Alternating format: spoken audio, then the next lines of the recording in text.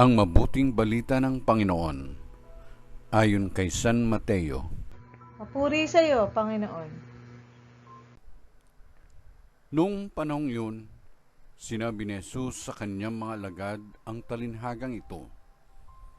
Ang paghahari ng Diyos ay katulad nito. Lumabas ng umagang-umaga ang may-ari ng ubasan upang humanap ng mga manggagawa. Nang magkasundo na sila sa upa na 1 denaryo maghapon, sila'y pinapunta niya sa kanyang ubasan. Lumabas siyang muli nang mag-iikasyam ng umaga at nakakita siya ng iba pang tatayo-tayo lamang sa liwasang bayan. Sinabi niya sa kanila, "Pumaroon din kayo at magtrabaho sa aking ubasan at bibigyan ko kayo ng karampatang upa." At pumaroon nga sila.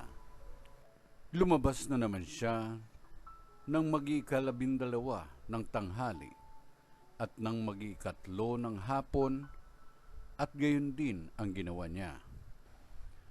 Nang mag-5 ng hapon, siya'y lumabas uli at nakakita pa ng mga ibang wala ring ginagawa.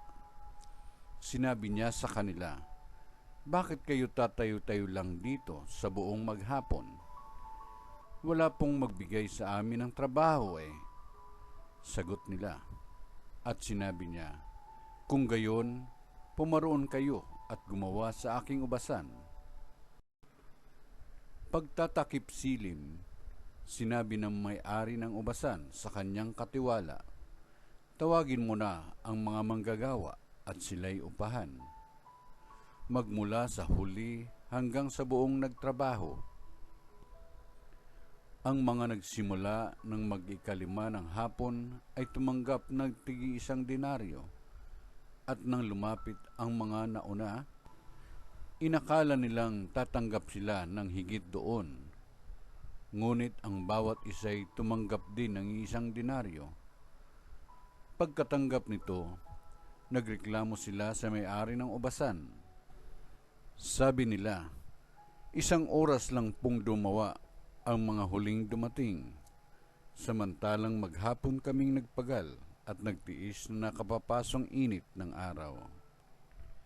Bakit naman po ninyo pinagpare-pareho ang upa sa amin?" At sinabi niya sa isa sa kanila, "Kaibigan, hindi kita dinadaya.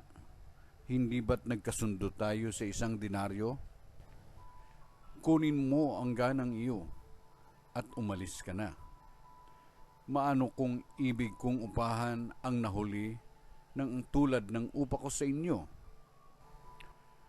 Wala ba akong karapatang gawin ang aking maibigan sa ari-arian ko? O naiinggit ka lang sa aking kabutihang loob?